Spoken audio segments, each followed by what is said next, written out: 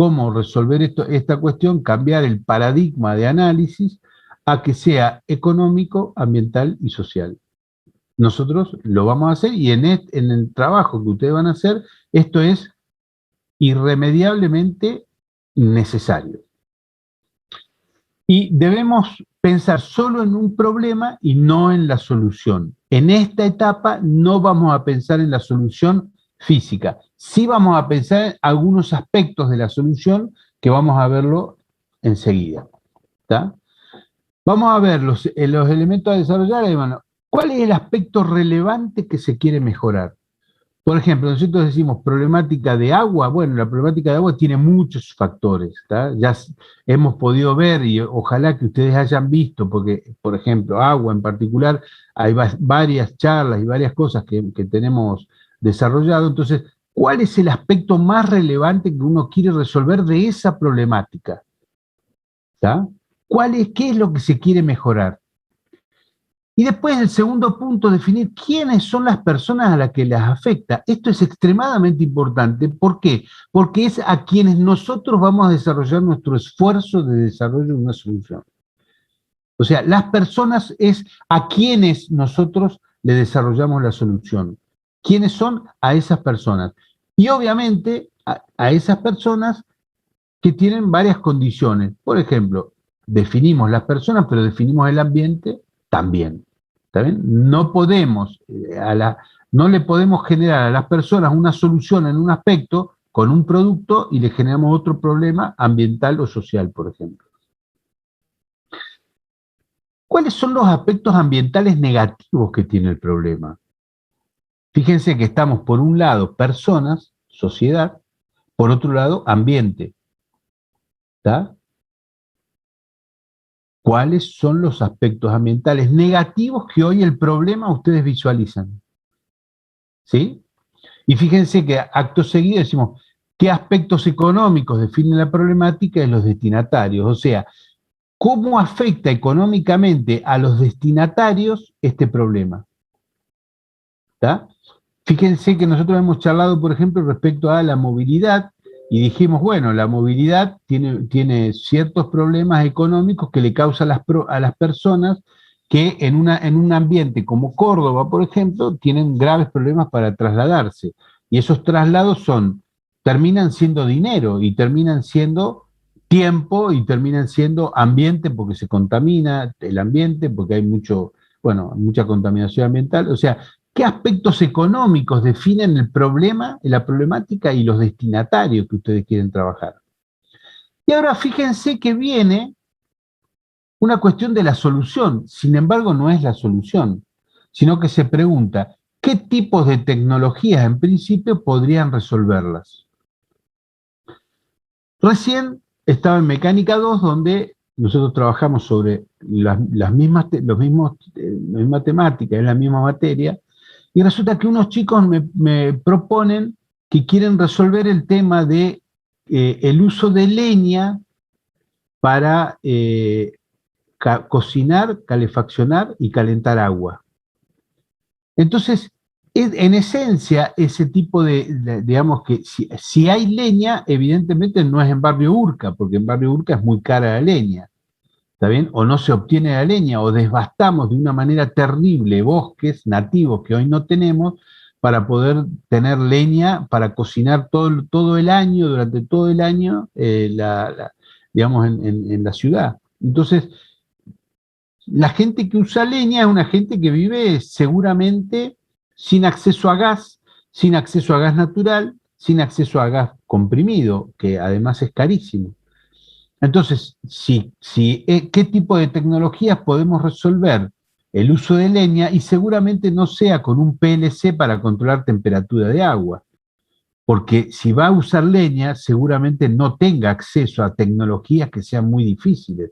Seguramente tengan tecnologías, digamos, qué sé yo, uso de algunos materiales en particular, o digamos, pero seguramente no vaya a ser un robot para resolver un problema de uso de leña. Entonces, ¿qué tipo de tecnologías en principio pueden resolverlas? ¿Tá?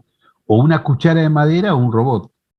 Esas son tal vez lo más grosero entre dos diferencias, ¿no? Entonces, vamos a ver cuáles son los datos necesarios en este documento final de este primer trabajo práctico. Entonces, fíjense que vamos a tener la temática principal a ser desarrolladas, ¿tá? Vamos a definir las personas afectadas por el problema, ¿tá? ¿Qué personas son afectadas por este problema? ¿Tá? Contaminación de agua, qué sé yo, lo que sea, ¿tá? ¿Qué personas son afectadas? ¿Qué clase social, qué clase económica? ¿Qué lugar, puede ser, qué lugar físico? Eh, se debe definir si el problema es local, provincial, nacional, regional o global. ¿Tá? En ese aspecto, ¿se puede definir cuál es el número de personas afectadas en cada ámbito, local, provincial, nacional, regional, global? ¿Se puede decir que un porcentaje de la población, cuánto sería ese porcentaje? ¿Cómo se podría definir el número de personas afectadas en cada ámbito?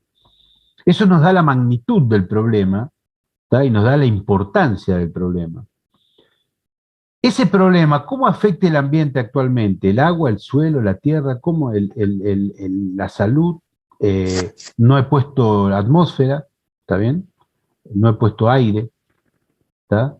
La salud, ¿cómo afecta el ambiente, la salud? ¿Está? Hay contaminación de agua, hay efluentes, ¿está? Ahora, este problema, ¿cómo afecta la economía de las personas? ¿Está? ¿Les hace gastar dinero?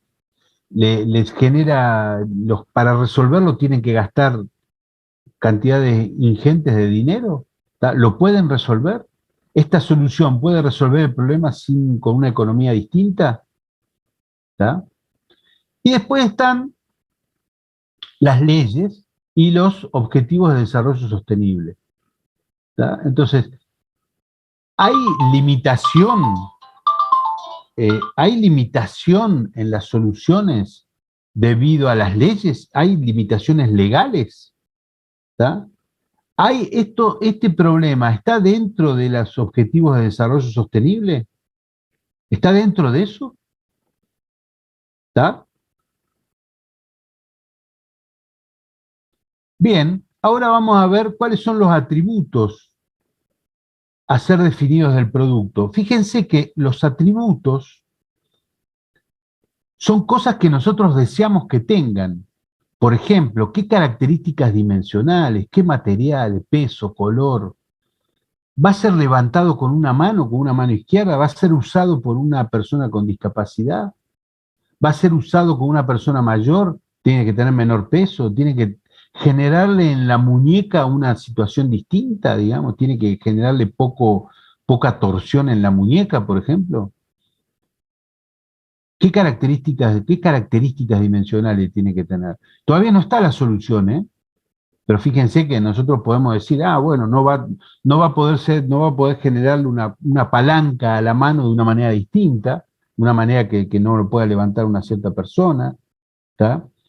Ahí ya hay ergonomía sobre todo, ¿tá? Hay peso, si lo van a levantar con la mano, ¿cuánto tiene que tener?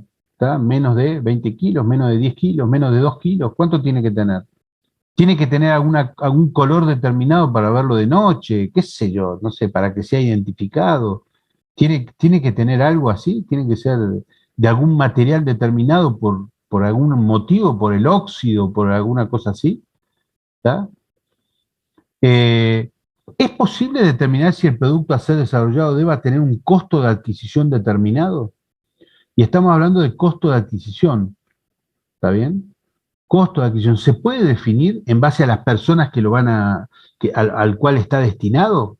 ¿Tá? ¿Son personas que tienen dinero o que no tienen dinero? ¿Lo pueden pagar? ¿Cuánto influye este producto? ¿Cuánto va a influir este producto en su ingreso mensual o ingreso anual o ingreso lo que sea? ¿Se puede financiar? ¿Tá? Ese costo, digamos, define fuertemente qué tipo de producto, cómo nos determina, cómo nos limita la solución. ¿Se puede definir un costo? Fíjense que no estamos hablando de que la tecnología va a resolver a tal costo. No, no, no. ¿Cuánto se va a poder pagar? Ahí hay una un aspecto muy importante en saber que cuánto significa el costo de producción y cuánto significa el precio de adquisición. ¿Cuánto se paga? Si yo pago 100 pesos en un supermercado, ¿cuánto es el costo de adquisición? Perdón, ¿cuánto es el costo de fabricación? ¿Cuál es la diferencia entre precio y costo? ¿Tá? ¿Cuánto cuesta hacer algo y cuánto es el precio de algo? Bueno, ahí vamos. El precio de adquisición, si es un producto que sea vendido en un supermercado, en una ferretería, en un bazar, ¿tá? El precio de adquisición sobre 100 pesos que vale, que nosotros pagamos en efectivo, 100 pesos, 30 pesos son impuestos municipales, provinciales, nacionales. 30 pesos. 30 pesos es el costo de fabricación, el costo del producto en sí. Y 30 pesos es la comercialización, los costos de la comercialización, logística, entrega, postventa. Ese es el costo de comercialización. Y hay un 10% de ganancias, un 10% de ganancias. Entonces, tengamos cuidado que costo del producto en sí, el costo de fabricación, no tiene mucho que ver con el precio de venta. ¿Está bien? Los costos de adquisición bajan cuando hay, por ejemplo, una venta online. ¿Por qué? Porque hay ciertos costos de comercialización que no están. El costo del local, el costo de la luz, el costo de muchos empleados, ¿tá? Se bajan muchos de esos costos y esa es la gran diferencia que hay entre comprar en internet y comprar en un local, en un showroom, donde hay una serie de costos, digamos, que son referidos a mantener ese lugar donde uno pueda acudir a buscar el producto. ¿Tá? Entonces, el costo de los materiales y de la fabricación no tienen que ver con el precio pagado. Y acá hay algo bastante importante y es, de las soluciones actuales a esa solución, ¿qué error no deberá tener nuestro producto? Si nosotros analizamos una problemática, es probable que haya algunas soluciones actuales, pero que hay cosas que a nosotros no nos gustan de esas soluciones actuales. Bueno, ese problema, ese error de la solución actual no deberá estar en nuestro producto. Nosotros tenemos que mejorar, tenemos que salvar ese error que las soluciones actuales hoy tienen. Eso existe muchas situaciones donde, por ejemplo, a ver, veamos, no sé, una botella de PET es un envase, ¿tá? De un producto líquido en general, ¿tá? Bueno, ¿qué error tiene el envase de PET? Bueno, probablemente su contaminación, ¿tá? Es de un solo uso, ¿tá? Se usa muy poco tiempo y se desecha. ¿Qué se hace? ¿Cuáles son los errores de esa solución? ¿Tá? ¿Por qué no se recicla? ¿Cuál es el problema del reciclado de la botella PET? ¿Está bien? Entonces esos errores que nosotros analicemos de ese envase, el nuestro no deberá tener. ¿Tá? Y después, ¿qué es lo que nosotros nos gustaría que nuestro producto deba tener? ¿Qué características nosotros deseamos que nuestra solución tenga? ¿Sí? Entonces, fíjense que en esto de definir la problemática, estamos definiendo ya algunas características de la solución y sin embargo no sabemos cómo va a ser la solución. De todo lo que venimos hablando ahora, son deseos, son cuestiones que uno desearía que nuestra solución tenga. ¿Sí? Esos son atributos. Hablamos de la solución, sin embargo no hablamos de la solución que nosotros planteamos y todavía no sabemos cómo va a ser. Lo que pasa es que todos estos deseos van a definir fuertemente nuestra definición. ¿Se entiende? ¿Tá? ¿Alguno quiere abrir el micrófono?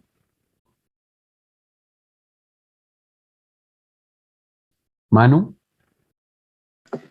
Ahí estuve escuchando, Juan. Me diste el pie después para que yo pueda mencionar algunas cositas cuando muestre el desarrollo que hicimos. Así que después cuando termines voy retomando esas cosas que dijiste.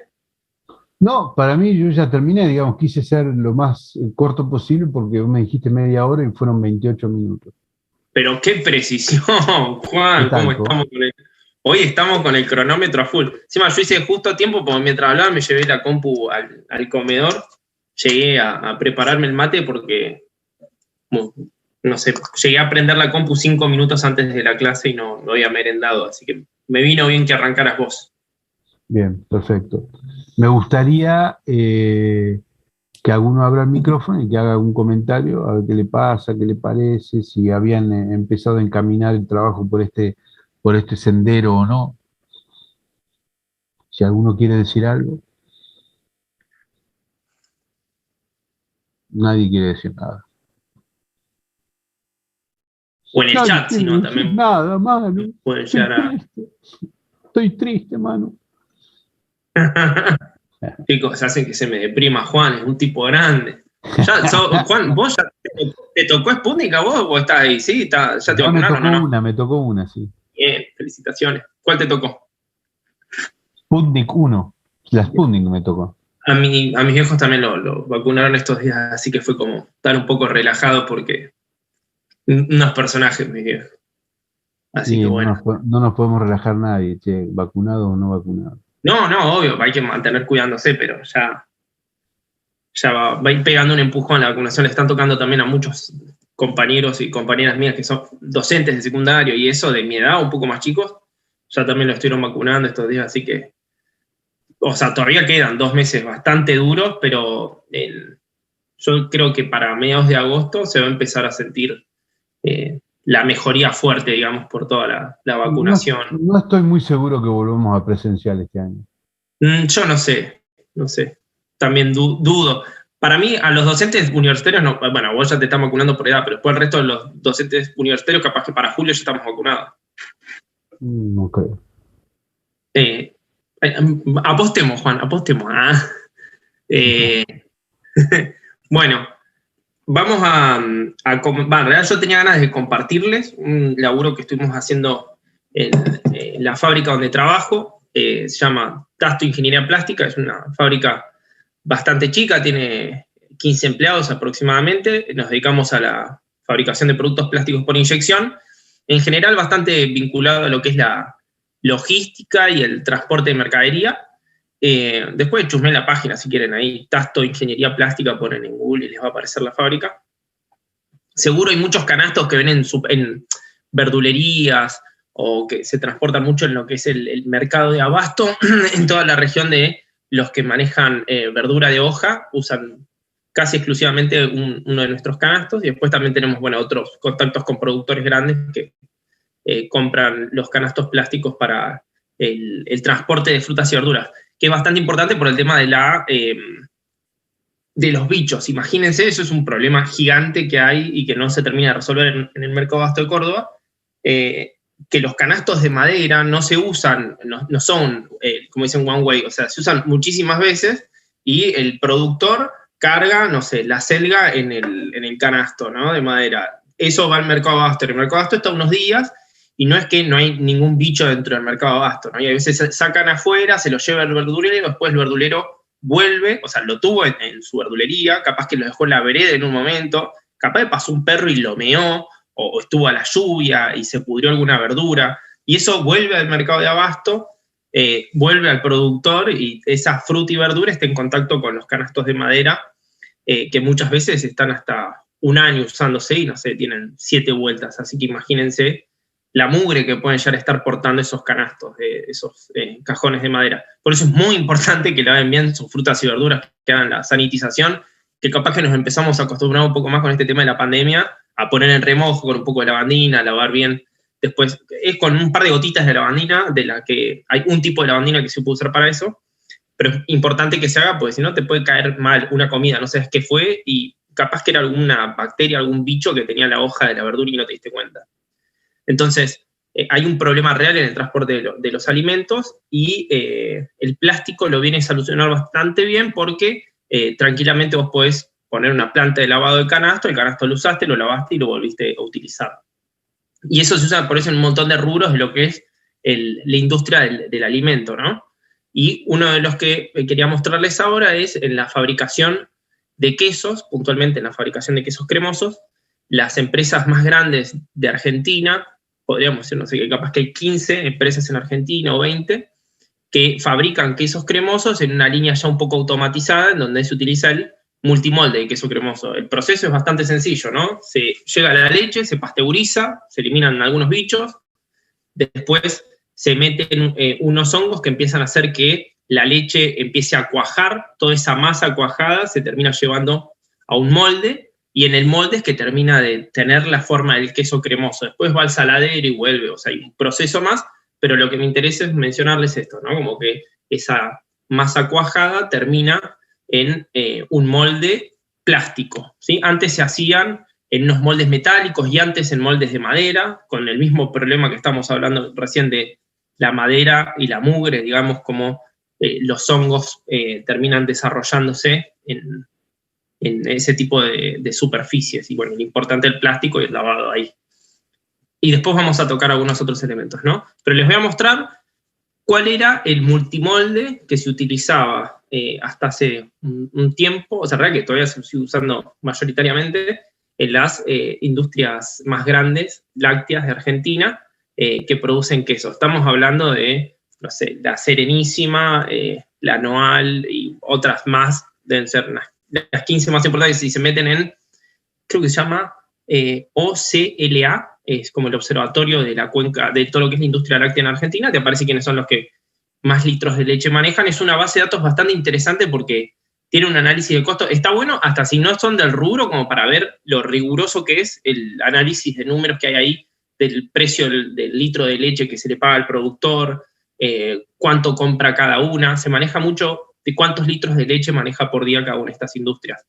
La más grande capaz que 3,5 millones, y un tambero chiquito que te cruzas en un pueblo capaz que 30.000 litros de leche, que, o sea, igual es un volumen interesante, ¿no? Y ahora les voy a mostrar un videito que filmé hoy, a propósito, o sea, se lo filmé para mostrárselo a un tipo que justo me hizo una consulta, pero también lo pensaba para poder mostrárselos hoy, para decirles, bueno, este fue el problema con el que nos encontramos. Ahí voy a compartir pantalla. De 2 segundos, multimolde viejo. Diego, tengo este videito. Este es el multimolde que se usa. ¿Ahí escuchan? ¿Y ven? Sí, profe. Hasta ahora, y que se consigue en Argentina, son 6 moldes individuales, que cada uno tiene 3 aletas en los costados. Las aletas se sueldan entre ellas y también se sueldan a los bastidores que están a los costados. Fíjate que acá está todo desoldado, pues bueno, se va rompiendo con el uso, porque en el momento en que falla una soldadura, se compra. Bueno, ahí me traicionó la duración del video, ahí les paso como la segunda parte. O se me cortó. Se compromete la rigidez estructural, digamos, la resistencia del conjunto. Tenés los 2 bastidores de los laterales, los 2 de los extremos, más los 6 moldes individuales, y todo este proceso de soldado manual, que es tipo como carpintería plástica el laburo. Esto es el producto como se hacía hasta el momento, y ahora te voy a pasar un videito en donde te muestro el nuestro. Bien. Esto es básicamente, ahora voy a dejar de compartir pantalla un ratito, ahí está. Esta era la situación. Nosotros, ¿cómo llegamos a enterarnos de este problema? Nosotros hacíamos algunas bandejas y algunos productos para la industria quesera, pero eran productos más chicos. Y empezamos a ver que los fabricantes de quesos estaban como con serios problemas de roturas de los multimoldes. Cada uno de esos multimoldes, si se traen de Europa, salen 230 euros. Y tienen varios problemas, no solamente es el precio. Es más, uno de los problemas más importantes que tienen es, si ustedes se fijaron, cada molde individual se suelda en las aletas manualmente con otro molde, y eso va dándole forma a la estructura. Entonces, para poder soldarlo bien, tenés que posicionarlos bien, que queden muy parejos, y nunca va a quedar perfecto, ¿sí? Siempre cuando uno revisa las soldaduras hay un poco de distorsión. Entonces las medidas finales del producto siempre variaban de forma tal que a la larga, cuando uno hacía la pila, la variación en las medidas podía llegar a ser que los apiladores automáticos con los que se mueve eso fallen, ¿sí? No los pudieran tomar, entonces había como muchos problemas. Imagínense que capaz, no sé, una industria que es más o menos grande, maneja 400 multimoldes, cada uno de los multimoldes son 230 euros, y que se van reponiendo porque se rompen. Entonces estamos hablando de un volumen, o sea, es como un porcentaje del costo que es bastante importante. Y bueno, tenía esos problemas. Una vez que se rompe el multimolde, eso es bastante interesante para poder pensar también una de las ventajas del plástico en esta industria, ¿no? Se rompe ese plástico, nosotros cuando vamos a entregar productos nuevos, retiramos todo ese plástico que está roto, lo molemos y lo volvemos a usar. Entonces, no es que ese plástico termina siendo parte del descarte, que creo que también estuvo muy buena una de las charlas que dio uno de los chicos que entrevistaron en la temática de basura, porque dijo, el scrap industrial está resuelto, porque nos lo chupamos, digamos, o sea, nosotros lo que se desperdicia en el medio de la producción lo volvemos a usar, el producto final que le entregamos, no sé, en el mercado de abasto, después nos juntan todos los canastos rotos, los trituramos, los volvemos a inyectar, lo mismo con estos productos de queso. Entonces, diagnóstico, teníamos que pensar cuál era el problema que se estaba teniendo. El sistema de producción era bastante complejo porque estaba hecha por distintas piezas que se tenían que soldar en forma manual, eso hace que sea impreciso y después también que comprometa de alguna forma, o sea, cuando una soldadura fallaba, se comprometía la resistencia del conjunto, ¿sí? Entonces esa era también una desventaja. Todas esas soldaduras están trabajando al corte, entonces nosotros dijimos, bueno, vamos a tener que hacer un nuevo producto que sea más sencilla su producción, simplifiquemos, hagamos menos piezas para que sea más rápido, hagamos de que en vez de ser una soldadura por aporte de material, que sea una soldadura por placa caliente, que se pueda semiautomatizar, y por otro lado, que las soldaduras se hagan en una superficie horizontal, cosa de que el molde apoye sobre una estructura, o sea, cada molde individual apoye sobre una estructura y termine siendo soldado, ¿sí? O sea, que lo podemos soldar de alguna forma. Después, otras características que sí o sí tenía que cumplirse. Y bueno, claramente el precio de fabricación íbamos a tener que bajarlo. Nosotros sabíamos que, bueno, si acá se está vendiendo a $230 cada multimolde, nosotros íbamos a tener que estar por abajo. O sea, si el precio de venta es 230, como dijo Juan hace un rato, una cosa es el precio de venta y otra cosa es el costo al que vos lo vas a tener que producir. Si uno quiere llegar a un determinado precio, digo, por ejemplo, no sé, quiero llegar a $200 el multimolde, estoy tirando un ejemplo cualquiera, ¿no? Quiero llegar a $200 al cliente final, o sea, al quesero. Yo como fabricante no siempre estoy en contacto con el productor quesero, porque si hay 50 lácteas en Argentina, tengo que estar atendiendo 50 tipos y no tengo una estructura de venta para atenderlos. Entonces tengo un intermediario, ¿no? Un revendedor que compra mi producto y se lo vende al de la láctea. Entonces, a mi costo de producto tengo que sumarle mi utilidad, impuestos, la utilidad del revendedor, y ahí yo sé más el costo del flete, el envío, y ahí voy a saber cuál es el precio que lo va a terminar pagando el quesero. Entonces digo, bueno, ahí yo sé que si esto es 200, yo voy a tener que estar en, no sé, ponerle 140 o 100 de costo, ¿sí? Por decir un número cualquiera. Entonces es parte de lo que nosotros estuvimos planteando en el momento en que pensamos cómo iba a tener que ser esto. Bueno, no me acuerdo qué otro atributo más ya sabíamos. O sea, nosotros sabíamos que vamos a tener que hacer un multimolde, que sea más robusto en términos de cómo era la soldadura, que sea más eficiente en términos de también cuánto se tardaba en hacer esas soldaduras, y que después en cuestiones dimensionales tiene que ser exactamente igual, porque se iba a tener que utilizar en todas las plantas que no solamente se montan en Argentina de esa forma, sino también en Brasil y en el resto del mundo, digamos. Entonces tenía que ser algo que funcione y que pueda ir reemplazándose con lo existente. Y bueno, después algunas características más, pero que son como medio finas. ¿Y cómo nos íbamos enterando de cada una de estas cosas? Y teníamos que charlar mucho con un quesero medio importante acá de la zona, y charlamos con él, nos decía cuáles eran los problemas que tenía, íbamos con un fabricante de las máquinas, o sea, el tipo que instala las fábricas, hay 3 fabricantes de máquinas medios grandes, ¿no? De estos líneas semiautomatizadas o automatizadas de producción de quesos en Argentina. Entonces charlábamos con ellos y también nos contaban su experiencia, entonces íbamos sacando información de todos lados para terminar conformando este producto. Y lo que hicimos fue esto. Tengo que compartir pantalla de vuelta. ¿Me siguen escuchando bien? Sí. Sí, profe. Sí, ok. hicimos 2 piezas. A ver, hay que darle un ratito acá a la compu.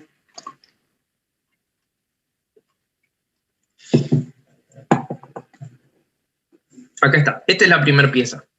Esta es una pieza bastante grande, tiene, bueno, las medidas son exactamente las mismas que el otro, pero fíjense que antes tenían los 2 laterales, los extremos, y que se iban soldando todos entre sí a partir de las aletas que tenían. Nosotros lo que hicimos fue decir, bueno, no, vamos a hacer una sola pieza grande que aloje cada uno de los moldes individuales y que cuando uno posicione el molde dentro de la estructura se suelde por termofusión. Nosotros lo que hacemos es un sistema de placa caliente. Ponemos una placa caliente, funde la parte del plástico y después se calienta la base del molde individual. Fíjense que el molde individual tiene su aletita también, que se calienta lo de abajo, se posiciona y se termina sellando.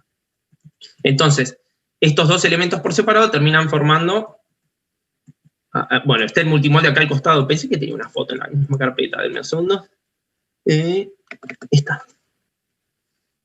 Si ustedes recuerdan, o sea, uno lo mira y es prácticamente igual, lo único que difiere es esta cuestión de que cómo está conformado y lo que eso implica. Y ahora les voy a mostrar un videíto más que tengo.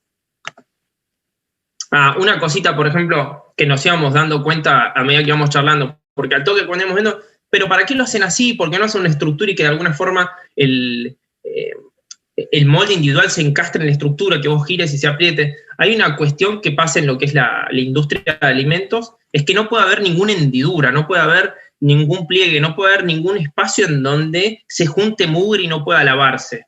Entonces, se tiene que terminar conformando una única pieza que termine como una estructura solidaria, digamos, entre sí, que esté toda unida, y que después pueda lavarse fácilmente. Entonces, quiero mostrarles, bueno, esta es la vista desde atrás. Y el multimolde nuevo, yo había puesto el video por acá. A ver. Este es. El nuevo multimolde para queso cremoso Cuartirolo está compuesto por una estructura o marco que aloja 6 moldes individuales que se sueldan por termofusión, calentando cada uno de los aros y después también este reborde que se encuentra en cada uno de los moldes individuales.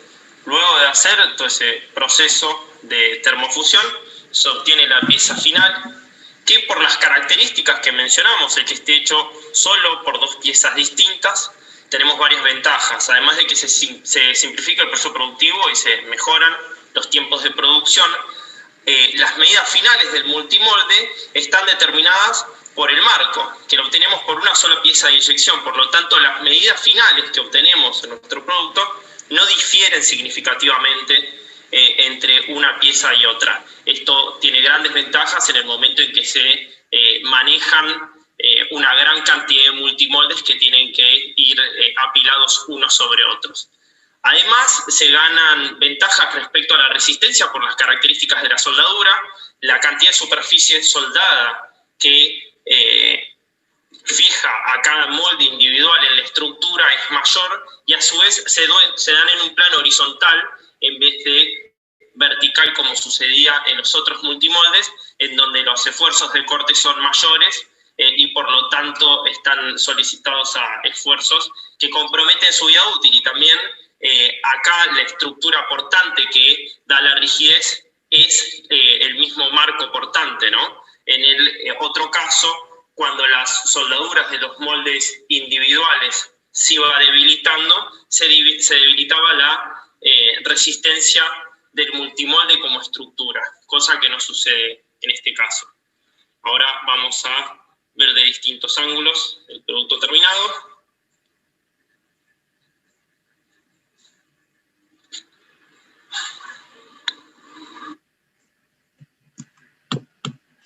Bueno, básicamente es eso el diseño del producto que hicimos, como para tenerlo. Esto es nuevo, Molde nos debe haber llegado la matricería, en realidad no, se le dice matricería, pero son moldes. Los moldes nosotros los fabricamos en China, o sea, hacemos los diseños acá, los dibujamos, mandamos los modelos a China. Tenemos un colega ya, un ingeniero mecánico que estudió en España ingeniería, entonces habla español, y bueno, es el que nos resuelve todas las cuestiones tecnológicas y nos vincula con los matriceros de allá. Nos hacen los moldes, nos mandan una muestra y después cuando está todo ok, nos mandan los moldes por barco que tardan unos 45 o 60 días en estar acá. Esa es la forma en que nosotros trabajamos dentro de la empresa. Y el molde llegó hace unas 5 semanas y estuvimos todo este tiempo como en la puesta a punto, haciendo los primeros productos, yendo a probarlos a la planta. Esto es como, recién salió del horno. Aparte de esas ventajas que decía ahí, una de las importantes y que es interesante y que era una de las cosas que nos habíamos propuesto en el primer momento, era reducir los costos. Nosotros pensamos que vamos a llegar a comercializarlo, o sea, es lo que tenemos pensado, alrededor de 170 o 180 dólares cada multimolde, contra los 230, ¿no? Eso lo logramos porque bajamos drásticamente los tiempos de producción, cómo se agiliza, y bueno, parte de la automatización del proceso. Así que bueno, era para comentarles cómo, esto que decía Juan hace un ratito, cuando pensamos los atributos, cuáles son las restricciones, o sea, los atributos de alguna forma los definimos a partir de las restricciones que identificamos. ¿Cuáles eran las restricciones que identificamos? Y va a tener que adaptarse a la estructura disponible en las industrias queseras, o sea, son estas las que están instaladas. Entonces nosotros tenemos que amoldarnos a lo que está. Por otro lado, tenemos que poder aprovechar lo que tenemos dentro de nuestra fábrica. Yo no puedo ponerme a pensar una pieza que no voy a poder fabricar con las máquinas que tengo. Entonces esa es otra restricción más que teníamos. Entonces íbamos identificando las restricciones, el plano de la soldadura, las dimensiones, la cantidad de plástico, el peso, el precio en consecuencia, y ese tipo de situaciones iban definiendo de alguna forma lo que terminó siendo. Yo cuando íbamos definiendo todas esas restricciones, no sabíamos específicamente cómo iba a ser el producto. Más o menos teníamos una idea, pero fue con muchas idas y vueltas entre nosotros y los fabricantes de plantas, los fabricantes de quesos, etcétera, fue que se pudo terminar armando el proyecto.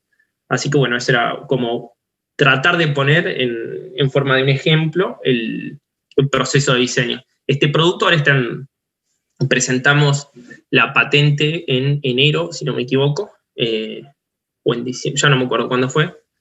Este año, para mí me parece que ya pasaron un año o 2 años en lo que van los 5 meses de este año.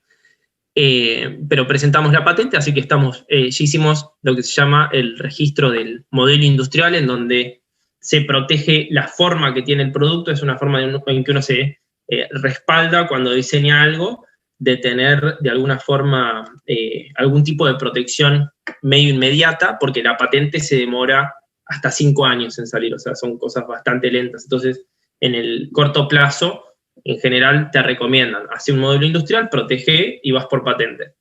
Lo que tiene interesante de la patente, y tiro esto, después seguramente lo vamos a tocar más adelante de vuelta, es que una vez que vos patentás el producto en tu país, decís, bueno, yo voy al INPI, que es el lugar en donde se registran los inventos en Argentina. Primero tenés que decir por qué es innovador, tenés que haber una justificación de que realmente lo que vos hiciste no existe afuera, etcétera, etcétera, como un montón de pasos. Presentás la patente, te la evalúan, hay un tiempo en donde la gente puede presentar oposiciones y te la terminan aprobando. O sea, si te la aprueban, después vos tenés durante 20 años exclusividad para poder explotarla dentro del lugar en donde vos la patentaste. O sea, nadie en Argentina, si no sale la patente, nadie en Argentina puede producir ni vender un producto con estas características. O sea, nosotros solamente vamos a ser los únicos que lo podemos hacer.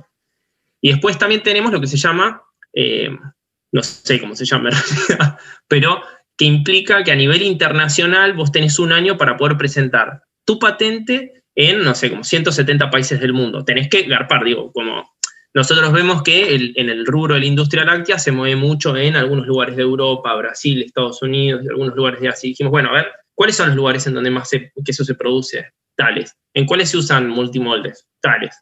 Bueno, a ver, fijémonos cuánto sale hacer la patente en cada uno de estos lugares. Para que se den una idea, una patente acá en Argentina debe estar rondando los $1.000, y en el exterior creo que en Europa está como $8.000 y cosas así. O sea, es como $8.000 y después $1.500 por cada país extra de la Unión Europea en el que uno quiere hacer la reserva. Y de esa forma, si yo digo, bueno, a ver, flasho cualquiera, ¿no? O sea, digo, me interesa reservar en los 20 lugares más importantes del mundo en donde se produce queso, porque creo que me voy a quedar con el mercado entero, capaz que son, no sé, $300.000 que te puede llegar a salir a hacer eso. Entonces, bueno, siempre hay que ir viendo como el costo-oportunidad, en qué lugar uno hace eso, o sea, es todo otro mambo medio complejo. Pero era bueno como para contarles cómo fue el proceso de diseño, cómo nos enteramos de la problemática, o sea, se nos cayó enfrente, no es que le estábamos buscando, fue como, mirá lo que les está pasando. Pero si lo pueden, porque ¿qué pasa? Los queseros saben de queso, no, nosotros, yo en particular, sé muy poco de la fabricación de queso, o sea, había algo en procesos industriales y estas cosas que estuve aprendiendo mientras visitaba las plantas, pero dentro de Tasto nosotros sabemos de plástico. Entonces, nuestra idea fue ver cómo le damos solución de plástico a un problema que estaban teniendo dentro de la industria quesera. Y a partir de bastante diálogo se fue generando el proyecto y terminamos en este producto. Así que bueno, esa era más o menos como la idea de contar el proceso de diseño en una pyme también con poca estructura, imagínense, ¿no? Somos 14 empleados, o sea, es una empresa bastante chica. No sé si tienen alguna consulta o alguna pregunta para hacer. Si se entendió, si no se entendió. No se entendió.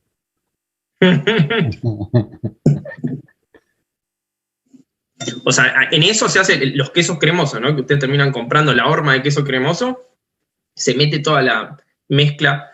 Tengo videos, pero no puedo mostrarlo porque no pedí autorización todavía, porque lo firmé en plantas de otros. Ya voy a pedir autorización en esas plantas para poder usarlo como material de enseñanza dentro de la universidad.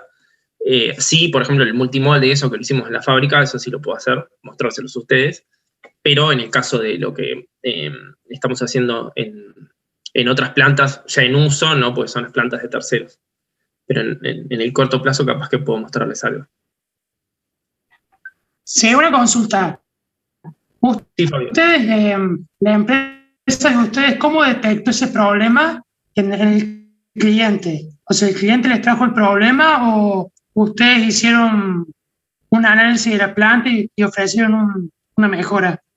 Bien, está buena la pregunta. En realidad, nosotros inyectábamos, o sea, hacíamos ya algunas piezas para la industria quesera, que son varias bandejas y moldes chiquitos para otras industrias queseras más chicas, pero a esta industria que es un poco más grande, le fabricábamos estas otras piezas.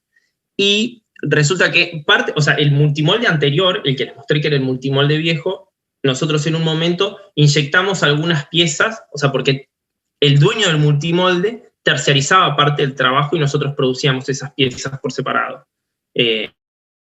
Después le llevábamos esas piezas a Santa Fe, en Santa Fe se soldaban y ellos vendían el producto final. Entonces, medio como que estábamos en contacto con el rubro, pero nunca lo habíamos pensado, hasta que estamos en contacto con el dueño de una de estas empresas y él nos dice que está teniendo tales problemas con el multimolde, dimensionales y cosas así. Y bueno, ahí surge la idea de hacer este proyecto.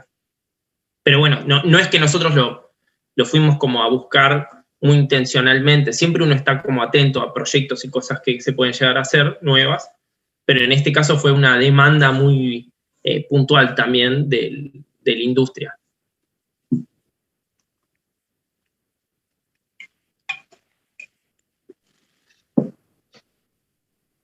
Perfecto, gracias. Y en cuanto, o sea, a esta mejora que ustedes implementaron, ¿en qué contribuyó? ¿En la funcionalidad del proceso? ¿En los costos de tiempos? Bien. Hay una, tiene que ver con, va a ser más fiable el proceso productivo del quesero por la cuestión de que las dimensiones no van a variar tanto. Entonces, cuando tengan que manipular las pilas de multimoldes, no van a tener tantos problemas como están teniendo. Entonces, ya con esa mejora, le facilitas el proceso productivo, por lo tanto, terminan mejorando su productividad ellos, ¿no? Como reducen los costos de producción. Punto 1. El segundo es que lo hacemos más duradero. Si antes duraba, no sé, 10 meses cada multimolde y tenías que estar reparándolo o moliéndolo y haciéndolo de vuelta, ahora capaz que de 10 meses pasa a 18 meses. O sea, imagínate que eso es un margen de ahorro bastante importante. Y el otro es que reducimos el costo individual de cada multimolde. Así que ese es como el cuento completo. No sé cuál es, si uno nunca... Sabemos que es más robusto porque hicimos ensayos. Se me está cortando un poco internet. Sí, se te cortó recién un poquito, Manu. Bien. No sé hasta dónde llegaron a escuchar. Los últimos segundos nada más. Bien. Que tu pregunta ahí, Fabio, me hizo pensar en algo que no hicimos, que es un análisis como profundo de cuánto podemos llegar a disminuir los costos en una planta, no sé, que tenga 400 multimoldes. Suponiendo que, bueno, primero reducimos el costo de cada multimolde, aumentamos su vida útil y reducimos los problemas de producción. Lo de los problemas de producción va a ser como muy difícil medirlo. Puedo decir, bueno, te aumento el 5% tu productividad. Si alguno de ustedes está medio metido en lo que es el costeo, el análisis de costo y cómo eso repercute en el precio del producto, es un quilombo re difícil de hacer, así que ni en pedo me metería en eso. Pero después sí se podría, bueno, el ahorro en multimolde individual es fácil porque, no sé, 170 contra 230, y el otro es el de la vida útil. Pero hasta que no caminen dentro de las plantas no vamos a saber qué tanta más vida útil van a tener. Sabemos que son más resistentes porque los ensayamos, digamos. O sea, los cagamos a palo dentro de plantas con distintos ensayos y nos fijamos qué tanto se la bancaban, básicamente.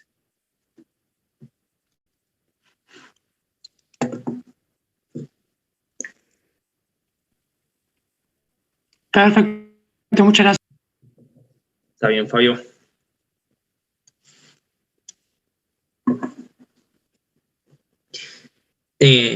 Bueno, no sé si alguna pregunta más. Algo fundamental ahí que me parece es como estar muy atento a lo que dicen las personas que saben. O sea, hay que identificar, el trabajo fundamental en el proceso de diseño es escuchar y estar atento, identificar primero quiénes son los que saben, y que el que sabe puede ser desde, no sé, que use el apilador y ve las fallas todo el tiempo. El apilador como que está al lado de la máquina, puede ser el dueño de la fábrica, que eso puede ser, o sea, como hay que identificar quién es el que tiene la información clave y después exprimirla y ver cómo uno la termina capitalizando en el proceso de diseño. Pero es muy importante hablar con gente, por eso nosotros en la materia les vamos a pedir, no se queden con lo que encuentren solo en internet, googleando, de trabajos anteriores, no, hay que salir y preguntar, por eso es obligatorio en esta entrega que hagan encuestas y entrevistas. Que hagan encuestas y entrevistas implica como un acto de humildad, decir, no tengo ni la más puta idea sobre esto, o sea, no sé nada sobre esto y tengo que aprender. Entonces le voy a preguntar a las personas que saben para ver cómo combinando lo que sí sé más lo que otros saben, sale un proyecto nuevo. O sea, esa es siempre la base, y es un problema que Juan siempre dice, que los ingenieros tenemos como un déficit de humildad muy importante, y que creemos que nos la sabemos todas, entonces preguntamos poco. Y en realidad o sea, si uno no pregunta, no aprende, y si no aprende, no avanza. Es así, no queda otra. Entonces, como una reflexión que me deja bastante este proyecto es eso, como la importancia de salir, preguntar, moverse, y que son muchas idas y vueltas, ¿no? No es que hicimos el primer dibujito y salió, no. O sea, es un proyecto que capaz que tiene, ahora lo empezamos a producir, capaz que hace 1 año y medio arrancamos con esto. Bueno, una pregunta con respecto a eso. Bueno, justamente si bien preguntaron y tomaron información de varios lugares, el equipo de trabajo, digamos, asignado a este proyecto, ¿estaba conformado por muchas personas o eras vos más la información que tengas que buscar por los distintos lugares, digamos, de curiosidad? No, éramos, dentro de la fábrica, los que trabajamos en esto, éramos 2, y después estaba el dibujante, digamos que esa parte como la tercerizamos. Nosotros íbamos con bocetos, dibujos a mano alzada, nos técnico que termina haciendo los planos y se los manda. Se cortó un poquitito desde el tercerizado del dibujo. Se te cortó bien. ahí. Ok. Ahora, ¿se me escucha bien ahora? Sí. Entonces, básicamente, 2 personas dentro de la empresa que charlábamos con los de afuera, juntábamos la información, tirábamos cosas, íbamos con el dibujante. El dibujante terminaba construyendo los modelos, los mandábamos a China, y en China también nos pasan devoluciones en términos de que lo corren en los modelos y te dicen, che, mira, si lo haces de este espesor, no anda bien el llenado, tenés que agregar un punto de inyección más. Entonces, como que había un ida y vuelta entre la estructura nuestra, que es chica, y lo que tercerizábamos con otros, digamos, ¿no? Que era el dibujante y la gente que nos hace los moldes en China. Claro, iban todo el tiempo ahí interactuando para acomodar lo mejor posible. Bien. Y otra pregunta también, no sé si lo podrás decir, pero ¿cuál es el volumen mínimo que te pide China para hacerte una pieza? No, pasa que nosotros de China traemos el pedazo de fierro. Nosotros no es que hacemos la pieza. Nosotros tenemos máquinas en donde inyectamos la pieza. O sea, cuando digo molde, no digo el moldecito de queso chiquito, sino el molde es el fierro en donde se termina inyectando el plástico adentro y que cuando se abre cae la pieza. No sé si están familiarizados. Capaz que este año, cuando vean procesos industriales. Bueno, sí. Si se llega a terminar la pandemia en algún momento y podemos hacer un viajecito, los puedo invitar acá que conozcan la planta y conozcan la fábrica y que vean cómo es la inyección, ¿no? Pero vos un molde, no sé, por ejemplo, ahora a la tarde estuve hablando con un tipo que quiere hacerse un molde y más o menos el molde que quiere hacer, yo estimo que va a salir algo así como $15.000. Y es un molde de una pieza sencillita, es una pieza que es como si fuese, ¿vieron las cajas transparentes como para poner, no sé, huevadas, tipo, no sé, cosas de tu casa? Sí. La cajita chica, no sé, era como, creo que era 40 por 20 por 15 de alto, era como el recipiente y la tapa, eran 2 piezas nada más. En ese caso son 2 moldes distintos, y entre los 2 debe salir más o menos eso. Perfecto. Muchas gracias. Está bien, Agustín. Por eso cuando se habla de inyección, uno dice, bueno, voy a hacer, no sé, una tapa distinta del termo.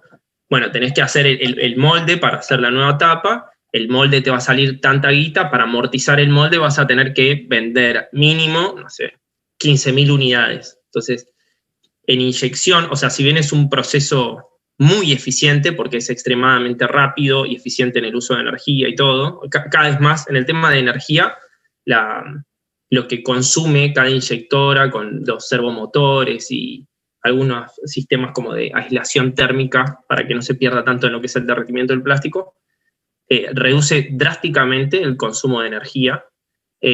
Así que bueno, eso es bastante, entonces, en escala es terrible, pero bueno, tenés que lograr hacer un producto a escala. Si no, si haces un molde y vendiste 500 piezas, te clavaste.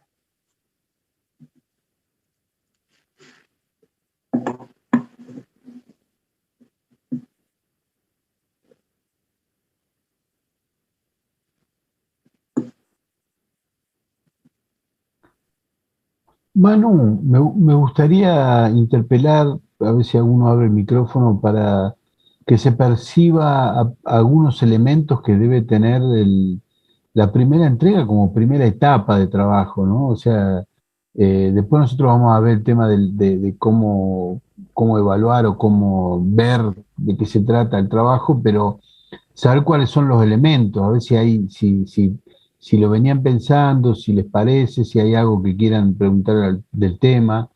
¿Tá? En tu caso, vos definiste los elementos del problema, definiste una cierta economía, porque tenías un precio y tenías que tener un precio menor, tenías ciertos problemas de confiabilidad del producto que el tuyo no tenía que tener. De hecho, esa soldadura que se rompía es un elemento fundamental para vos. Realmente definía un poco el error del producto. Vos querías que tu producto no tenga ese error. Exactamente. No lo tenga. O sea, vos decías, no, esta soldadura no la tiene que tener porque se rompe ahí y los moldes se terminan rompiendo. Entonces vos definiste varias de las cosas que estuvimos hablando hace un rato, digamos. Entonces me gustaría que si alguno abre el micrófono y quiere interpelar alguna cosa de lo que venimos hablando, si tiene otra cosa para decir respecto a los elementos que van a definir cuál es el problema que quieren atacar. ¿Se podrá? ¿Alguno que abra el micrófono? Hola ingeniero, ¿cómo le va? ¿Todo bien? Habla Figueroa. Nosotros recién lo estamos armando, o sea, hemos terminado de armar el grupo hace poquitos días y teníamos una propuesta de uno de los chicos, el primo es licenciado en kinesiología y dice que tiene algunas problemáticas con algunas herramientas de trabajo, que él tenía que hacer adaptaciones en varias cosas. Y nuestro enfoque en primer medida vendría por ahí. Después queríamos saber si era factible. Hacemos el anteproyecto, ustedes lo evalúan, y las fechas de cuándo tenemos que entregar también, porque estoy medio perdido con las fechas. Sí, por ahora no estamos con anteproyecto, estamos con una definición del problema, nada más, no plantear soluciones, sino algunos aspectos de las soluciones. No sé si le podemos llamar anteproyecto, no le podemos llamar anteproyecto. El anteproyecto viene posterior, cuando ya planteen soluciones, digamos. Por ahora no es anteproyecto. ¿Tá? Pero si vos querés ir intercambiando, para nosotros podamos ir trabajando, ningún problema. Perfecto, ¿no? Mira, a nosotros principalmente a mí, la verdad que cuando salió la idea pensé que era fácil, y después pensar y qué hacemos, qué solución ofrecemos, la temática y todo empezó a ser más duro. Pero bueno, hay que hacerlo, estamos encaminados y nos gusta el desafío, así que bueno, esperemos que poder hacerlo y que esté buena la propuesta y que nos sirva a todos, a ustedes, a nosotros. Sí, claro, un buen ejercicio. Está bien. Manu. Ahí, Andrés, me parece que es fundamental esto mismo que estábamos hablando recién, ¿no? O sea, el charlar o sea, cuando uno tiene tipo un informante clave, que vos decís, un kinesiólogo que labura y reniega todos los días con la herramienta, y seguramente vos después tenés que corroborar. Bueno, le preguntás a otros 5 kinesiólogos más que se dediquen a lo mismo, y te dicen, y todos putean con lo mismo. Bueno, claramente el problema que te dice él no es un caso particular, sino que es algo medio general, y después hay que ir entendiendo con mayor profundidad, bueno, a qué se debe el problema, cuáles son las causas, cuáles son las consecuencias, tratar de hacer un análisis donde uno recopila información, y por el momento lo que tenés que hacer es entender lo más que puedas de la situación que a posterior vas a tener que resolver. Posiblemente vas a tener que definir lo mismo que estamos charlando recién, ¿no? Como definir una hipótesis de solución, y después va a decir los atributos que va a tener que tener el producto que terminan diseñando, pero sin saber cómo va a ser, ¿sí? Es como que uno, sin saber la forma, sin saber tecnológicamente cómo se van a resolver algunas cosas, sino solo algunas características superficiales. Pero la parte más importante de este momento es salir, preguntar, charlar. Capaz que vos decís, che, profe, nos mandás un audio por Telegram, ¿viste? Como, che, profe, y nos pasó varias veces. Estuve hablando les cuento un caso, una chica hace como 3 años hablando con unos médicos del Reina Fabiola, no sé si te acordás, Juan, del caso ese, fue terrible, que era en las salas de neonatología para los nenes que nacían prematuros, que me parece que era de la semana 27 a la 35, después la 35 me parece ya no eran más prematuros, nacen y los mandan a incubadora porque están medio crudos, digamos, entonces los... crudos, animal. Le falta un golpecito de calor ahí. Los entuban y tenían las sondas nasogástricas, y como era para alimentarlos, y después no sé si no les tenían que limpiar el estómago también, pero era una cosita que se les metía por la nariz, me parece que era para alimentarlos, no me acuerdo bien puntualmente. Y era traumático, era re traumático. Sí. Era muy choto porque, ¿qué pasaba? El problema que tenían era era bastante fea la situación a la que estaban sometidos los niños y las niñas prematuramente nacidos.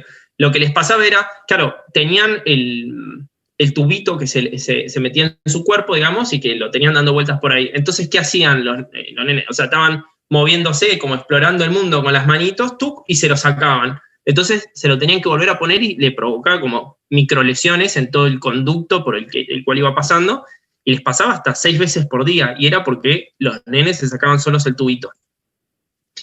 Entonces, terminó diseñando una cosa que era una huevada, pero que era muy potente, o sea, era como una mascarita que se fijaba en la cabeza, teniendo en cuenta de que el agarre en la cabeza tenía que ser extremadamente sutil por el tema de que no tiene los huesos soldados del cráneo, ¿no? Entonces tenía que ser algo que sea como resistente, que pueda fijar el tubito de forma tal que el nene no lo tenga dentro del movimiento, dentro del rango de movimiento de su cuerpo, digamos, como que le queda oculto, no podía ser accesible, quedaba fijo, pero a su vez que no le genere, porque ¿qué hacían algunos? Se lo pegaban con cintas y cosas así, que si bien eran hipoalergénicas, qué sé yo, se terminaban despegando por el tema de la transpiración y no sé qué huevadas más. Entonces, imagínate lo que tuvo que charlar con los médicos y al final terminó diseñando, que me acuerdo cayó al final del diseño de producto, con un bebé de plástico, digamos, un juguetito, ¿viste? Y unas telas que había recortado, lo cosió, lo llevó y nos mostró cómo terrible laburo se mandó. Y bueno, después hasta el médico se puso en contacto, me mandó un mail, qué sé yo, ella estuvo muy contenta con el laburo que hizo. ¿Hizo la tesis con eso? No sabía que había hecho la tesis. Sí, hizo la tesis, se recibió de ingeniera con eso. Se llama Liguel Muchiarole o algo así, no puedo hizo acordar. la tesis con eso, sí. Pero terrible proyecto. Y me hace acordar al caso tuyo, ella cuando empezó a laburar, planteó algo parecido. Che, Manu, no sé si voy a poder hacer un proyecto con esto porque no termino de entender. Y al final la terminó rompiendo. ¿Qué hizo? Muy bien, escuchar a los médicos. O sea, fue y escuchó a los médicos, entrevistó a las enfermeras, a la gente que estaba ahí cuidando. Hizo un laburo de campo, digamos, de ir y preguntar. Muy picante ese trabajo. Sí, se recibió, hizo la tesis de ingeniería industrial con eso. Sí. Muy buena estuvo, sí, me acuerdo. Bueno, quiero que sepan, chicos, que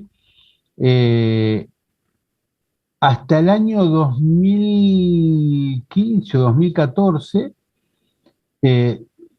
150 empresas se habían formado con temáticas que nacieron en diseño de productos.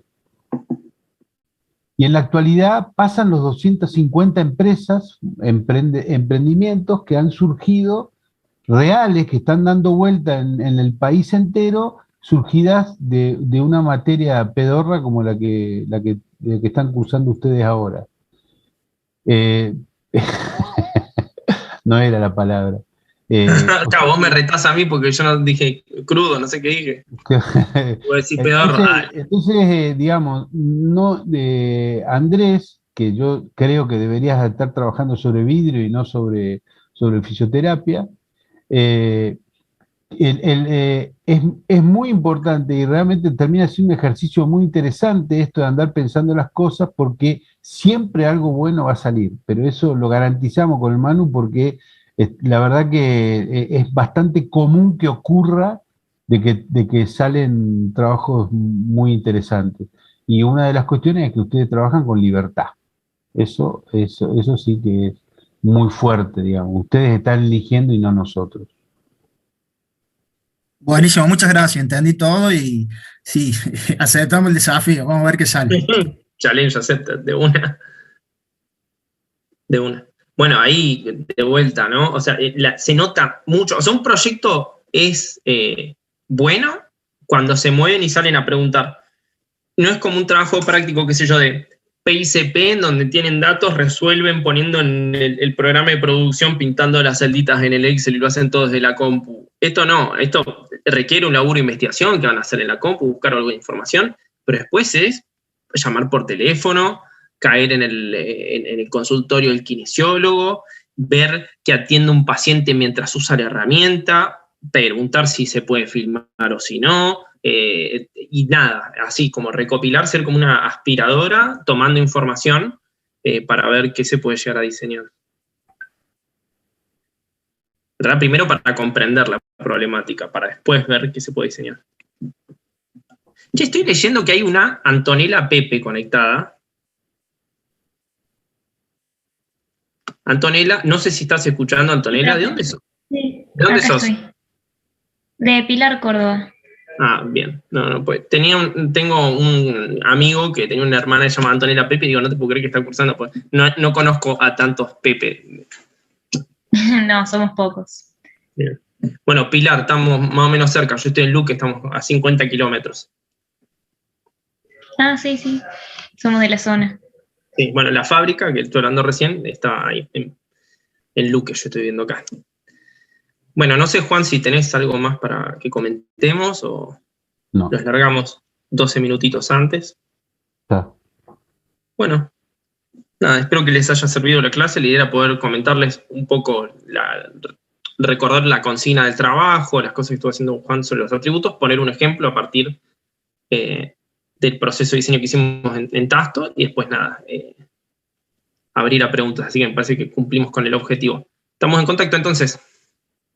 La semana que viene, de vuelta a clase, vamos a avisarles en los próximos días si es sincrónico o no. Ya vamos a estar charlando, porque nos queda ver cómo hacer entrevistas, mapa de empatía y análisis de stakeholders, que son insumos fundamentales para el trabajo. Así que bueno, nos vemos la semana que viene. Saludos. Chau, chau.